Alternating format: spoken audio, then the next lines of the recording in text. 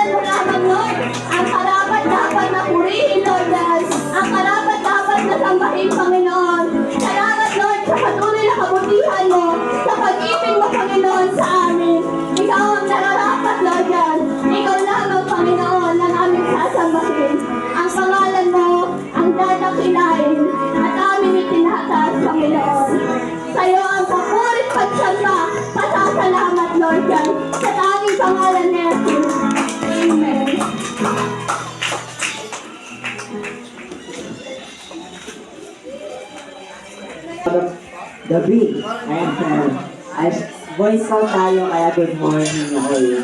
Boy Scout. Ayan po, isang mapagpalang gabi po sa bawat isa sa atin. Muli, welcome po kayo sa unang gabi ng ating simbang gabi na may temang Himig ng Pasko. Tunay na ang Diyos ay mabuti sa atin. Tunay na yung himig ng Pasko ang siyang magbibigay sa atin na ano ba yung kahalagahan ng Pasko sa buhay natin? Yabo, sa siyang na gabi, huwag po kayong ma-absent kasi unti-unting sasabihin sa atin ng Diyos, ano ba yung dating sa iyo ng Pasko ngayon? Ano ba yung mensahe ng Diyos sa himig ng Pasko sa bawat isa sa atin? Minsan sa buhay natin, di ba, na ang Christmas, di ba, it's all about love. Di ba? It's all about Jesus. Di ba? Sa kapanganakan ng ating Diyos, ni Jesus Christ, na siyang nagligtas sa atin. Pero ano ba yung kahalagahan talaga ng Pasko? It's all about joy, it's all about love, and togetherness ng bawat isa sa atin. Di ba? Hindi natin nakikita na, di ba, sabi sa kanta, na malamig ang simoy ng hangin. Di ba? Huwag nating hayaan na malamig yung spiritual natin. Di ba? Kasi ang kasunod ng doon ay, masaya ang bawat damdamin na nararamdaman ng bawat isa. Kaya, sa bawat isa sa atin, hayaan nating iparamdam sa atin ng Diyos yung tunay na kagalakan, yung tunay na kasiyahan na hindi kailanman mabibili o mapapalitan ng regalo na matatanggap natin sa December 24 o natanggap na natin. Kundi yung kasiyahan ng Diyos yung nagbigay sa'yo. Yung kasiyahan at kagalakan na si Lord mismo yung mag-aabot at magpaparamdam sa atin. Kaya po, himig ng Pasko at hayaan natin na ang Diyos yung magsalita ngayong gabi. At siyempre, yung magsasalita po ngayong gabi ay... Kung nagustuhan niyo tong video na to, maingay pa rito sa loob. Kung nagustuhan niyo tong video na to. Ay, galing daw kasi doon. Ayan po. Please lang. Yun po, pakinggan natin kung ano yung Bye-bye. mensahe ng... Peace out! Subscribe!